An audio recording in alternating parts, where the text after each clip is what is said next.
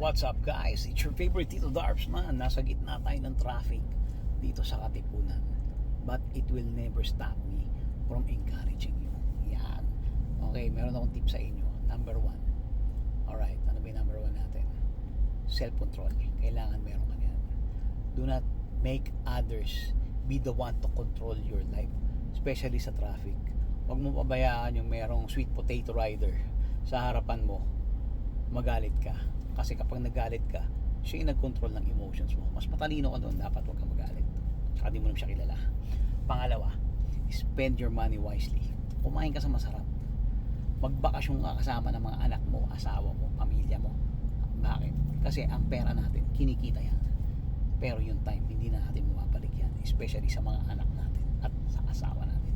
Pangatlo, huwag kang makinig sa mga tao na negatron, na pinipigilan kang gawin. Dapat ganito ka, dapat mali yun. Ha? Pakinggan mo yung sarili mo. Kung alam mong tama, wala kang sinasagasaan tao, do it. Alam mo bakit?